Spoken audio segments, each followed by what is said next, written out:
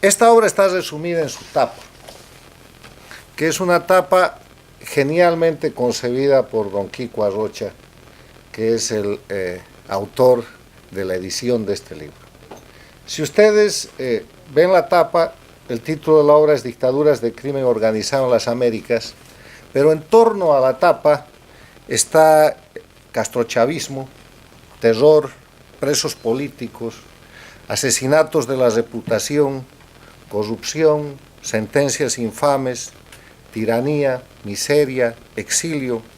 manipulación judicial, narcoestados, antiimperialismo, asesinatos políticos, una serie de conceptos que hace 20 años, al término de la década tranquila de los 90, hubiéramos considerado conceptos históricos. Cuando el año 1998 Chávez gana la elección y toma el poder el 99 y corre de inmediato a la Cuba castrista, donde Fidel Castro, Chávez visita la única dictadura que había en las Américas al fin del siglo XX, que era una dictadura en extinción en lo peor de su periodo especial. Estaban técnicamente muriendo de hambre después de que a principios de esa década se había producido la caída del muro de Berlín y la desaparición por implosión y por fracaso histórico de la Unión Soviética. Y Chávez le lleva a Castro lo que necesitaba, dinero y petróleo. Y Castro recrea la locura de su revolución, que había fracasado ensangrentando a toda América Latina y al mundo con el tema de las guerrillas urbanas y rurales, y que había puesto en un escenario de confrontación a América Latina y a sus pueblos. Tiene la oportunidad de recrear eso, pero lo hace en esta ocasión, empezando el siglo XXI, con un concepto de utilizar la democracia para destruir la democracia, y se empiezan a producir hechos históricos que en ese momento parecen casuales. Quiero marcar 5. El derrocamiento del presidente de la Rúa en la Argentina, el derrocamiento del presidente Mahuad en el Ecuador, el derrocamiento del presidente Sánchez de Lozada en Bolivia, el derrocamiento del presidente Gutiérrez en el Ecuador y el derrocamiento del secretario general de la Organización de Estados Americanos, el expresidente de Costa Rica, don Miguel Ángel Rodríguez, que a pocas semanas de haber tomado posesión de la Secretaría General es acusado, entre comillas, de delitos de corrupción en su país Costa Rica, va a defenderse, lo encarcelan y la Secretaría General queda vacante para que ese proceso creciente de lo que empezó llamándose Movimiento Bolivariano, Proyecto Alba, Socialismo del siglo XXI, y que ahora se llama castrochavismo, una de las palabras que estamos viendo en la tapa de la obra, pueda tomar la Organización de Estados Americanos a través de su instrumento, el tan mal ponderado secretario general Insulza, que puso esa organización en contra de los principios que debía defender. En ese escenario se genera un proceso que lleva todo este siglo, y que nosotros lo hemos vivido, y lo hemos vivido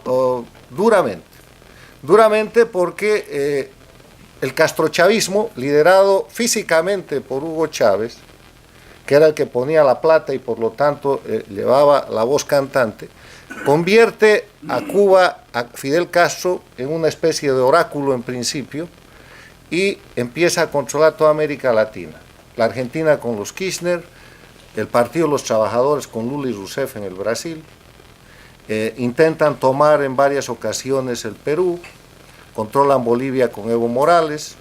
el Ecuador con Rafael Correa, Venezuela obviamente con Chávez, presionan sobre Colombia hasta que sucede el volteo y después contravolteo de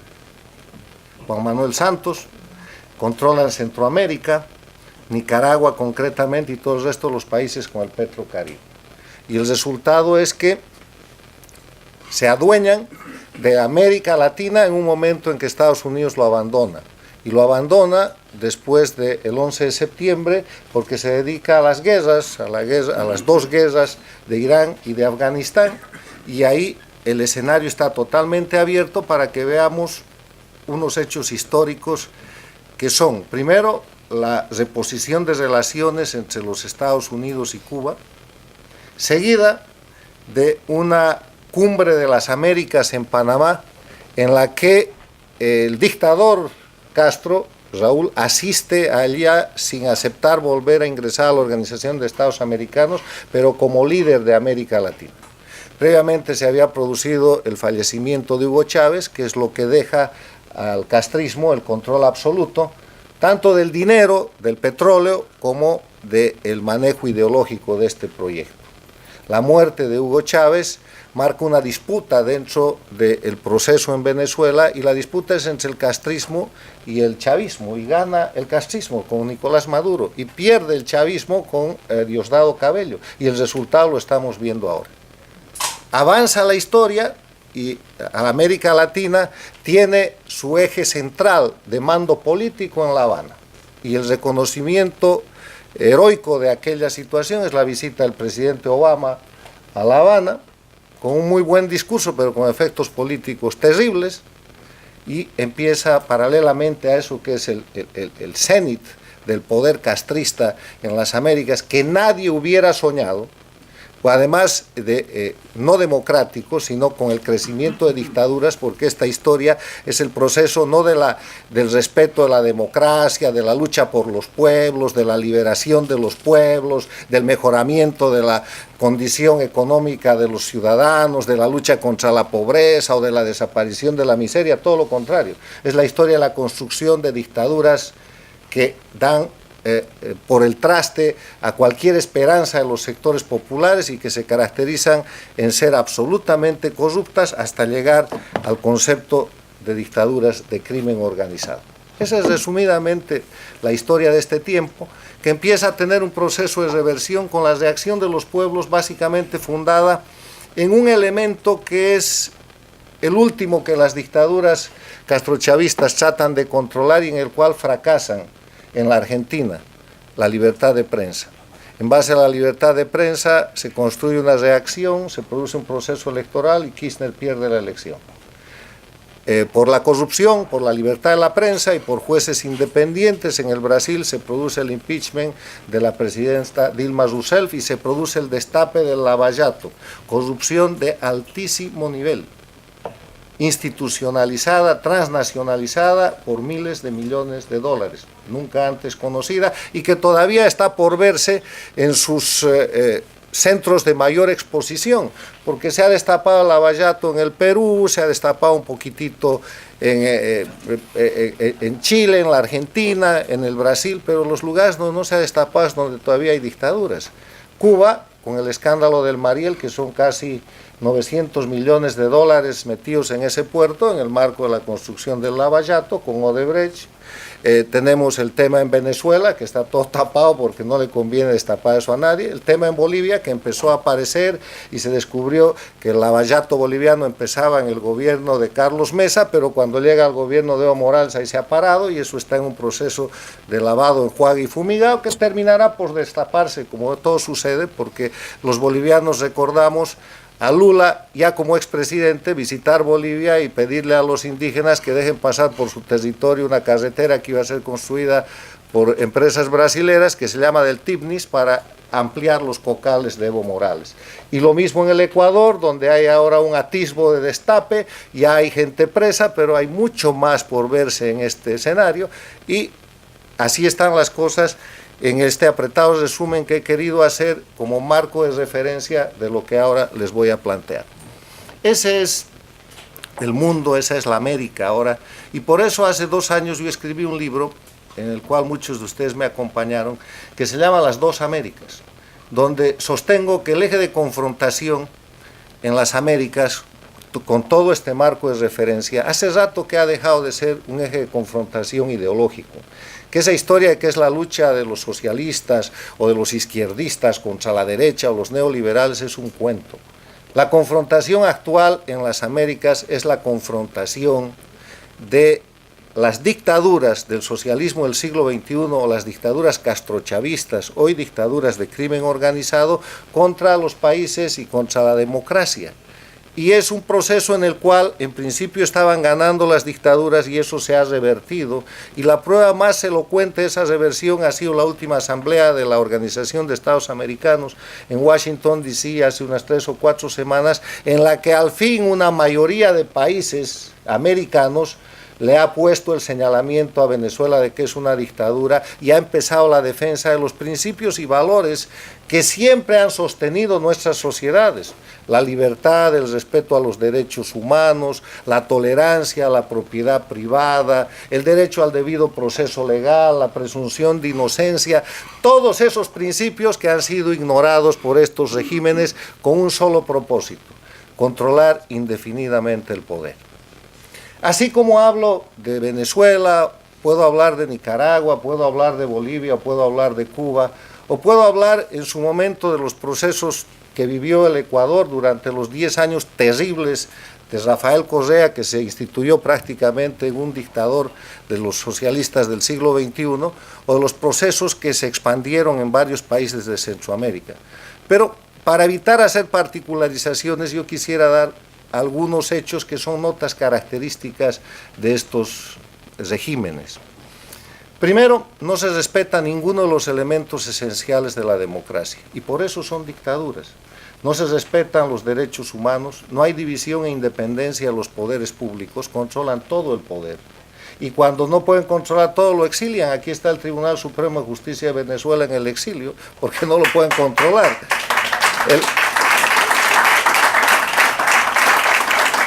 No hay Estado de Derecho, porque el Estado de Derecho es simplemente el respeto de la ley, y el dictador es la ley. Y además, con el control de todos los órganos y poderes del Estado, fabrican sus leyes que yo he denominado leyes infames. Una ley infame, en mi concepto, es una disposición que, aprobada por todos los mecanismos legales que establece la Constitución, un parlamento, una votación, y promulgada de la misma manera y puesta en vigencia, en su objeto y contenido, o en su objeto o contenido, violan los derechos humanos.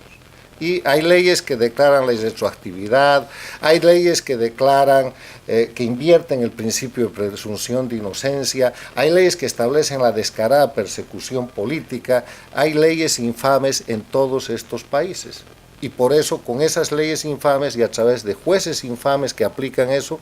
pueden mantenerse en el gobierno. Y un ejemplo importante es lo que acaba de hacer Evo Morales en Bolivia, que después de haber perdido el referéndum del 21 de febrero de 2016, que le impide seguirse reeligiendo indefinidamente, lo mismo que hizo Hugo Chávez el año 2008, ha agarrado, ha ido a su Tribunal Constitucional, ha planteado una demanda y el tribunal ha declarado que Evo Morales tiene el derecho humano, consagrado disque por la Carta de San José de Costa Rica, que es la Declaración Interamericana de Derechos Humanos, de presentarse indefinidamente a las elecciones. Y con esa sentencia infame de su tribunal infame, está candidateando para las elecciones del 2019, haciéndole creer al pueblo boliviano, tratándole de hacer creer que alguien le puede ganar en esas elecciones y que eso es democracia.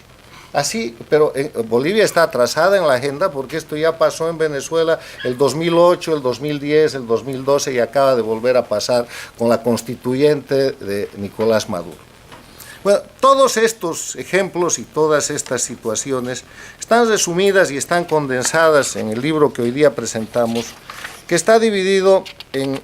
4 grandes capítulos. Primero, democracia, donde expongo una serie de casos que empiezan con el caso de Leopoldo López y sostengo que las sentencias infames son nulas de pleno derecho. Como sentencia infame fue la sentencia que le hicieron a Armando Valladares en Cuba, porque todo esto se repite, condenándolo a 30 años de cárcel, salió casi a los 23, porque él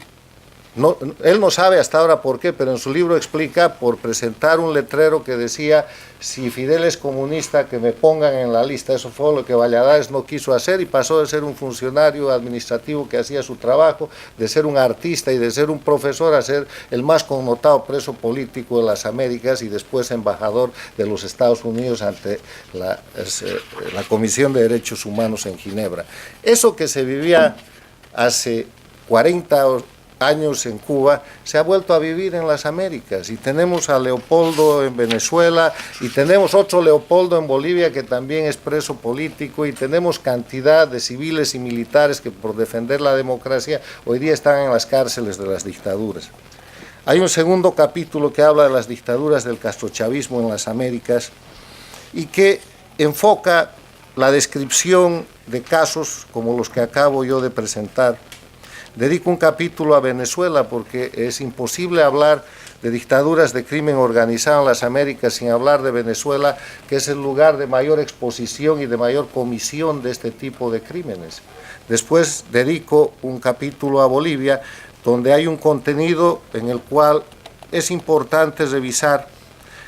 algo que yo vengo sosteniendo, y es la nulidad de la constitución política del Estado plurinacional. Ustedes saben que en Bolivia, entre el año 2008 y 2009, Evo Morales hizo su propia constitución, no sin la ayuda de una oposición funcional que en ese momento controlaba 14 de los 27 miembros del Senado y que estuvo de acuerdo con Evo Morales para aprobar el nuevo texto constitucional, con la promesa bajo cuerdas en documento privado de que Evo se iba a reelegir continuamente solo una vez. Cuando esa situación se produjo, la oposición sacó el documento privado y Evo Morales le dijo, no vale, dijo, nos ha garantizado la OEA de Insulza. Salió la OEA a través del segundo de a bordo de la OEA a decir que eso era verdad. Insulza votó a ese funcionario y dijo que eso era algo que no existía, y ahí sigue Evo Morales eligiéndose, y la Constitución ha hecho desaparecer la República de Bolivia, ha creado un Estado plurinacional y ha establecido, entre otras cosas, la retroactividad de la ley para perseguir a cuanto dirigente político, ciudadano, empresario o periodista se le oponga. En ese contexto, el libro también tiene un capítulo final que dice corrupción y crimen organizado, a la que quisiera referirme para terminar con esta presentación. ¿Por qué hablo yo de dictaduras de crimen organizado en las Américas? Ya sabemos lo que entendemos por dictaduras, dictaduras que, como enseñó el presidente de Ecuador, el expresidente del Ecuador, que es autor del concepto de las dictaduras del socialismo del siglo XXI, Osvaldo Hurtado,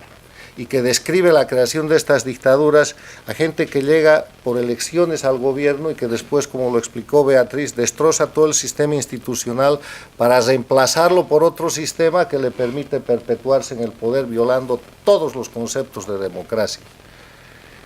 En ese contexto de dictadura,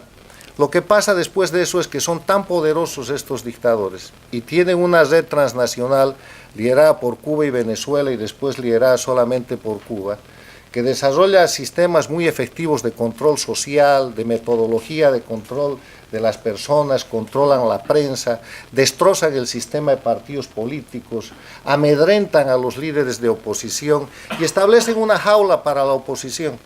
La oposición en estos regímenes que simulan democracia y que son dictaduras es una jaula que crece o que se achica de acuerdo a la determinación del régimen y que sirve para que los opositores, entre comillas, además de pasarla bien y hasta enriquecerse, tengan la posibilidad de simular oposición en los parámetros y en el marco que la dictadura quiere que funcione la oposición.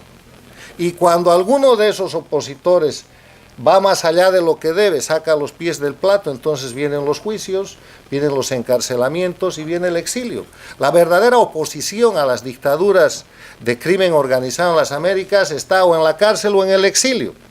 La que está liberada, presumiendo toda la buena fe que hay que presumir de ella, está cuanto menos constreñida, está por lo menos limitada y obligada a hacer lo que el régimen quiere, porque si no su libertad, su prestigio y su vida está en peligro. En ese escenario, el ejercicio de ese tipo de política ya no es política, es delito, es crimen, porque está fundada en la extorsión, está fundada en la amenaza, está fundada en el uso indebido de la ley y de los mecanismos de cumplimiento de la ley para obligarle a la gente a someterse a un régimen de arbitrariedad y de abuso. Esa es una de las pruebas de los regímenes, de cómo los regímenes dictatoriales del socialismo del siglo XXI, del castrochavismo, se convierten en regímenes criminales. ¿Cuál es el objeto de eso? Mantener indefinidamente en el poder. Pero en el proceso se produce una dinámica de enriquecimiento ilícito a como dé lugar. Asaltan el Estado, acaban con las empresas estatales, asaltan la propiedad privada, confiscan bienes, confiscan empresas, confiscan canales de televisión, obligan a la gente a que venda sus empresas o venda sus propiedades por el valor que pone el que quiere comprar, o sea, ahí desaparece toda libertad, nuevos ejemplos de ejercicio de delincuencia organizada, y cuando la gente se resiste, la matan, le asesinan su reputación por medio del desprestigio público o simplemente la obligan a salir del país. En esa dinámica, esta gente controla la libertad de prensa. Al controlar la libertad de prensa, controla la información y establece una metodología de terror. Avanzan los regímenes de delincuencia organizada y en vez de hacer política, empiezan a cometer delitos, pero delitos que ya no son solamente delitos contra la libertad, contra la vida, contra el honor y contra la propiedad, como los que he descrito hasta aquí. Empiezan a cometer delitos mayores contra la propia naturaleza del Estado, transforman el Estado, pero van más allá, se convierten en narcoestados. Hacen del narcotráfico una dinámica de ejercicio del poder y no lo disimulan. Yo quiero recordarles a ustedes que el año 2016 en la Organización de Naciones Unidas, en la Asamblea de la Lucha contra el Narcotráfico de las Naciones Unidas, se presentó Evo Morales, presidente del Estado Plurinacional de Bolivia, y declaró que la lucha contra el narcotráfico era una creación del imperialismo norteamericano y era un instrumento imperialista para oprimir a los pueblos, que quienes en verdad realizaban el tráfico de droga eran la DEA y los agentes americanos, y que por eso los gobiernos de Venezuela, de Ecuador y de Bolivia habían echado no solamente a los embajadores, sino también a la DEA. Y que desde entonces la lucha contra el narcotráfico era ampliamente exitosa. Claro, la oficializaron y llevaron el narcotráfico a ser una actividad de Estado, y por eso hoy día Venezuela es señalada como narcoestado, Bolivia es señalada como narcoestado, y el Ecuador está tratando de sacudirse de la situación de narcoestado en que la dejó Rafael Correa. ¿Cuántos delitos ya hemos contado? Se puede agotar el Código Penal, porque si ustedes a eso le agregan el hecho de la crisis humanitaria que está sufriendo Venezuela, el hecho de que el Ecuador tiene decenas de exiliados políticos, Bolivia tiene más de 1.200 exiliados políticos, Venezuela supera millones de gente que ha sido forzada a dejar sus hogares, esos son crímenes de lesa humanidad. Entonces, de eso se tratan las dictaduras de crimen organizado en las Américas. Ahora, definido el problema, establecida la tipología, descrita la naturaleza de estos regímenes, ¿qué se puede hacer para acabar con ellos? Es bien difícil recuperar la democracia en las dictaduras de crimen organizado mediante elecciones. Lo prueba Venezuela. En diciembre del 2015 ganaron la elección para la Asamblea Nacional. Desde enero del 2016 tienen una Asamblea Nacional de mayoría, y eso solo ha servido para aumentar la angustia y la frustración del pueblo venezolano. Cada que quiere, el dictador en Venezuela hace una constituyente, hace un mecanismo diferente y se queda ahí en el poder. Son técnicamente gobiernos de facto.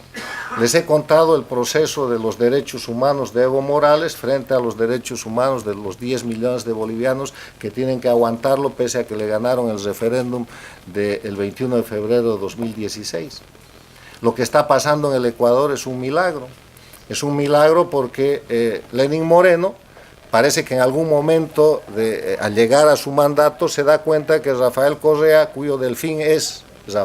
Lenín Moreno, lo quería ahí solamente para ganar la elección con su buena imagen y lo más rápidamente posible reemplazarlo con el vicepresidente Glass. Entonces, por una decisión que más que política es de sobrevivencia, le empieza por eliminar a Glass con los casos de corrupción que tiene, y todo lo demás ya es lo de menos porque se ha abierto la ventana para la recuperación de la libertad de prensa y la democracia, y el pueblo del Ecuador va a hacer lo demás. Y espero yo que en determinado momento vuelva a tener el ejercicio pleno de su democracia.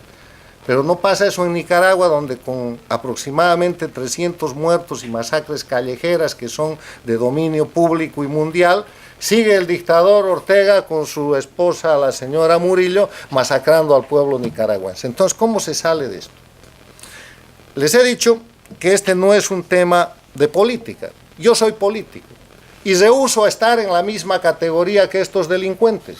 Porque en la política, que es una actividad de servicio público, uno lo primero que hace es deberse al voto y al favor popular. Cuando la gente no te quiere, tú no puedes hacer política, porque necesitas votos, necesitas ganar elecciones, necesitas simpatías para llegar y para mantenerte en el poder.